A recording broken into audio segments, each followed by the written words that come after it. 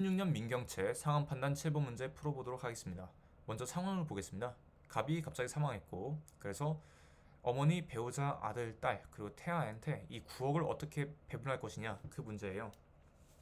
1번을 보면은 현행법에 의하면, 현행법이 뭔지 보면은 1순위 상속인은 피상속인의 직계비속이며, 그래서 아들과 딸이 1순위 상속인이 되는 거고, 직계비속이 없는 경우에는 직계존속이 상속인이 된다. 근데 아들과 딸, 직계비속이 있으니까 어머니는 크게 신경 쓰지 않아도 되겠네요. 태아는 사산되어 출생하지 못한 경우를 제외하고 상속인이 된다. 그래서 이는 경우에 따라서 상속인이 될 수도 있고 되지 않을 수도 있겠네요. 배우자는 직계비속과 동순위로 공동 상속인이 되고, 그래서 배우자도 1순위 상속인이 되는 거네요. 직계비속이 없는 경우에 이거는 크게 신경 쓰지 않아도 되겠네요. 왜냐하면 직계비속이 있으니까. 피상속인에게 직계비속, 이것도 마찬가지. 그래서 현행 상속분 규정은 상속재산을 배우자에게 직계존속, 직계비속보다 50%를 더 주도록 정하고 있다. 그래서 상속인, 예를 들어서 배우자가 있고 2명의 자녀가 있다고 하면은 1.5를 배우자가 갖고 나머지 1은 2명의 자녀가 나눠서 갖는 그런 방식이죠. 자, 그랬을 때 1번을 다시 한번 보면은 2가 출생한 경우, 2가 출생했으면 2도 상속인이 되는 거죠. 자, 그러면은 일단 배우자는 1.5를 받아요. 그리고 아들은 1을 받겠죠. 딸도 1을 받겠죠. 태아도 1을 받아요. 이런 식으로 9억을 배분을 해야 돼요. 어떻게 하면 될까요? 그러면 이 1에 상응하는 금액이 뭔지 한번 봐야겠죠. 그래서 이걸 다 더하면 4.5가 나와요. 4.5를, 그러니까 9억의 상속재산이 있으니까 9억을 4.5로 나누면 2가 되죠.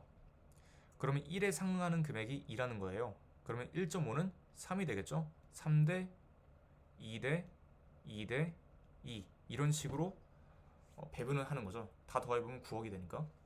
자, 그럼 B는 30% 이하의 상속분을 갖게 되는 거냐? 9억의 30%는 2.7억이죠. 2.7억의 이하의 상속분을 갖게 되냐? 아니죠. 정답이 될 수 없겠네요. 근데 여기서 주의해야 될 게 30% 이하가 3분의 1이라고 착각하실 수도 있다는 것인데 그거를 좀 유의해야 될 것 같다는 생각이 듭니다. 2번을 보면 개정안에 의하면 2가 출생한 경우, 개정안을 일단 봐야겠죠. 개정안은 상속재산의 절반을 배우자에게 우선 배분한대요. 9억의 절반, 4.5억이죠. 4.5억을 먼저 일단 주고 나머지 절반은 현행 규정대로 배분한대요. 그러면 나머지 절반 4.5억, 나머지 4.5억에 대해서는 1.5대 1대 1대 1, 2가 출생한 경우니까 이런 식으로 배분을 한다는 거겠죠. 자, 그러면 이거를 마찬가지로 1에 상응하는 금액이 여기서는 9억을 대상으로 4.5로 나눴지만은 여기서는 4.5로 나누면 당연히 1이 되는 거죠. 그래서 그대로의 금액을 얻게 되는 거예요. 근데 여기서 배우자는 1.5억 더하기 4.5억이니까 6억을 받게 되는 거네요. 그래서 정답은 2번이 되는 건데, 나머지 선택지를 보면은 3번을 한번 볼게요. 2가 사산되는 경우 B는 3억 원을 상속받게 된다. 일단 2가 사산되지 않았을 때 B는 3억을 받아요.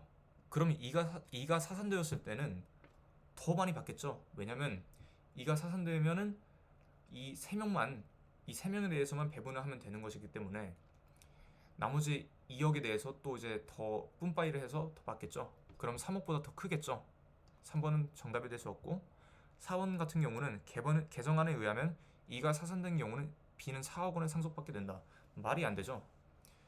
2가 사산되지 않아도 6억을 받는데 2가 사산되면 6억보다 더 큰 금액을 상속받게 될 것이니까.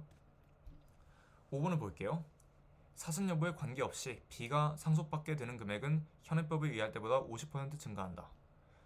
일단 2가 사산되지 않았을 때 3억을 받고, 2가 사산되지 않았을 때 현행법상에서는 2가 사산되지 않았을 때는 개정안에서는 6억을 받아요. 그러면 50% 증가하는 게 아니라 100% 증가하는 거죠. 그래서 정답이 될 수 없네요.